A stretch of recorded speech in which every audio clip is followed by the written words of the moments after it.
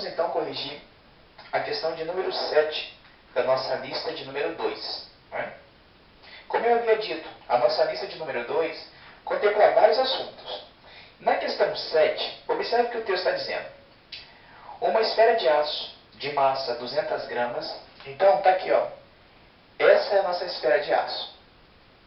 O texto disse que a massa dela vale 200 gramas. O texto continua dizendo, fala o seguinte.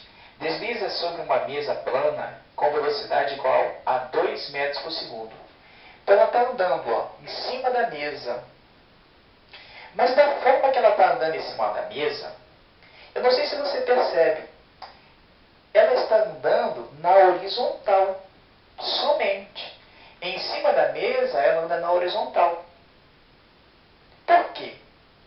Porque quando ela sair da mesa, além dela continuar andando na horizontal, ela também vai descer. É um movimento casado. Ela continuar andando na horizontal para poder chegar a esse local, mas também automaticamente vai descer. Então, quando ela estava em cima da mesa, eu posso dizer que ela tinha uma velocidade na direção horizontal, que eu vou chamar de Vx.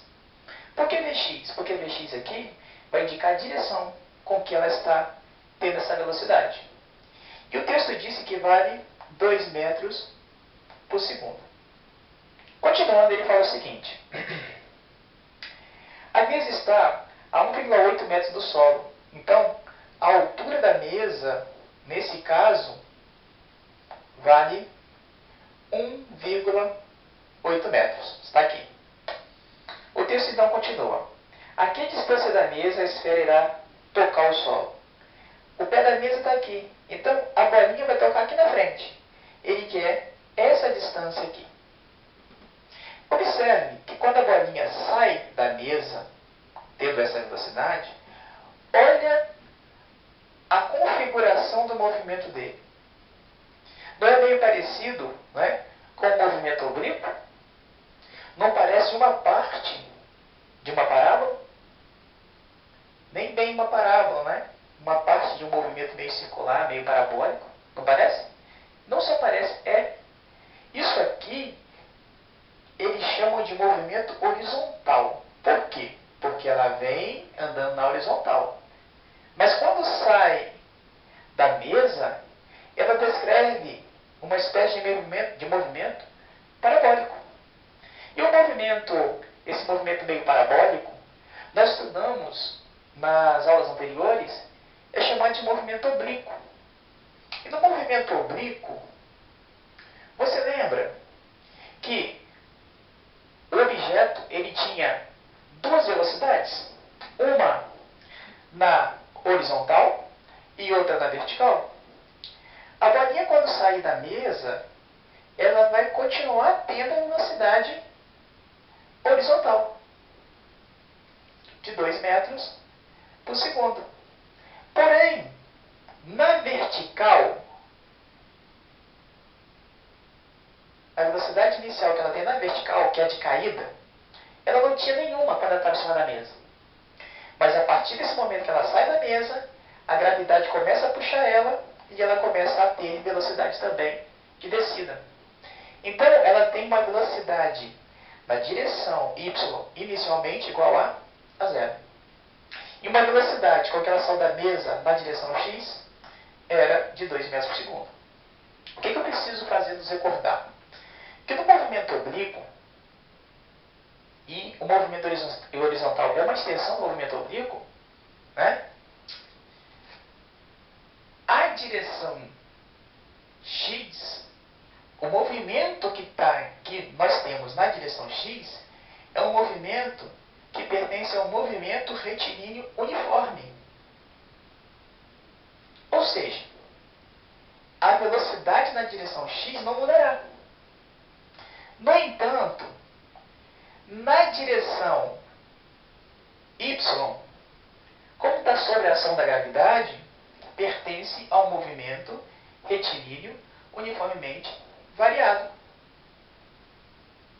Logo, como nós estamos interessados em calcular essa distância da mesa a onde ela tocou o chão, e essa distância está na horizontal, subentende que nós vamos ter que usar o que nós conhecemos da horizontal para poder calcular. Nós vamos ter que utilizar a componente que puxa na horizontal, vamos ter que utilizar o tempo gasto na horizontal, e assim sucessivamente. Então vamos olhar. Se a pergunta que eu tenho está na horizontal, é porque eu vou ter que usar o que eu conheço da horizontal. O que eu conheço na horizontal? Que o movimento é o movimento retilíneo uniformemente. Desculpa, movimento retilíneo uniforme. Então, no movimento retilíneo uniforme, nós só temos uma função, que é a função horária do espaço, que diz que a posição final é igual à posição inicial, mais a velocidade que ele tem, nesse caso andando na horizontal, e é uma velocidade constante, que eu chamei de Vx vezes o tempo. Detalhe, vamos adotar aqui na horizontal, a posição inicial da horizontal, que aqui é no pé da mesa, vamos adotar sendo zero. Logo, a posição final, que é o que nos interessa agora, para poder conseguir comparar do início ao fim e achar o tamanho desse x, isso é o que nós queremos, nós não sabemos. No entanto, a velocidade na direção x, essa aqui, ó, na horizontal, o texto havia dado, vale quanto? 2. Então aqui é 0 mais 2. E o tempo que ele saiu da plataforma e gastou para chegar até aqui, quanto vale? É o que nós não sabemos. No momento que soubermos o valor desse tempo, vamos achar a posição final e, por consequência, esse tamanho. Só que tem um detalhe. Essa bolinha ela vai executando dois movimentos ao mesmo tempo. De acordo com que ela anda na horizontal, ela também vai descendo. Ó. Ponto a ponto, ela vai andando na horizontal e descendo. Andando na horizontal e descendo. Ou seja, o tempo que ela gasta para descendo é o mesmo tempo que ela gasta andando na horizontal. Então, se nós acharmos o tempo que ela gastou descendo, estaremos automaticamente achando também o tempo que ela gastou andando na horizontal. Então, como que nós poderemos fazer isso? Na descida, o movimento era o movimento retilíneo uniformemente variável, aonde a sua velocidade inicial de descida, que é o V0y, nós havíamos falado que era zero. Ele saiu da mesa com a velocidade de descida igual a zero. Ele está descendo sob a ação da gravidade. Então, a aceleração que ele adquire é a aceleração gravitacional. Só que é de descida, então é positivo. Então vai valer 10 metros por segundo ao quadrado. Detalhe, ele saiu deste ponto. Neste ponto, nós vamos adotar a sua posição inicial de descida, que eu vou chamar de V0y, de descida, como sendo zero. Que nesse ponto, para a descida, este é o ponto zero. No entanto, se aqui em cima é o zero e essa mesa tem 1,80 m, quer dizer que aqui na base, se tratando da vertical, a posição final da vertical vai ser o quê? 1,8.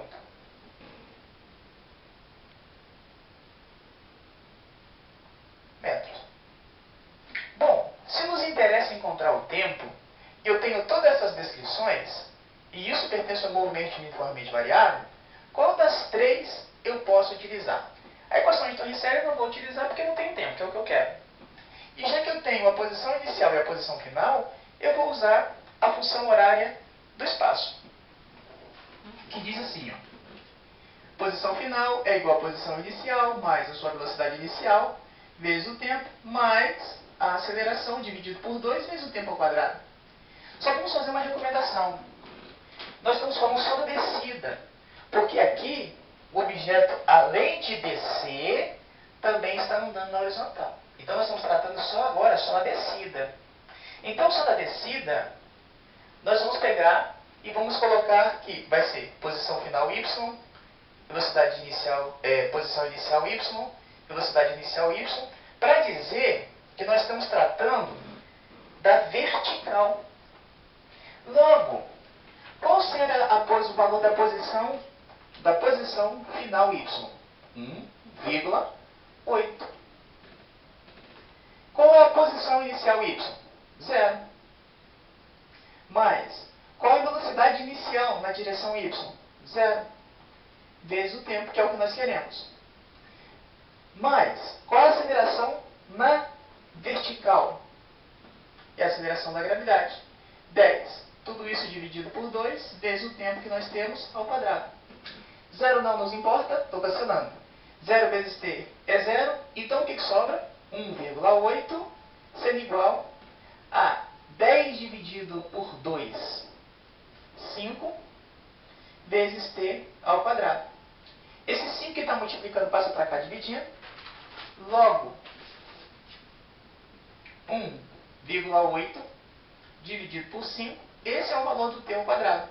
E 1,8 dividido por 5 vai dar 0,36. Esse é o valor do tempo ao quadrado. Como eu quero o tempo, vou tirar a raiz quadrada. Então ficaria a raiz de 0,36. Esse é o valor do tempo. Então nosso tempo vale 0,6. O quê? Segundo. O que significa isso?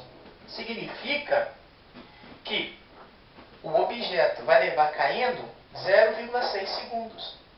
Mas o tempo de queda é o mesmo tempo que ele leva andando na horizontal. Então o tempo que nós achamos que é 0,6 que ele caiu, é o mesmo tempo que ele anda na direção horizontal. Então esse tempo nós podemos usar aqui para responder a pergunta. 0 mais 2 vezes 0,6, que é o tempo.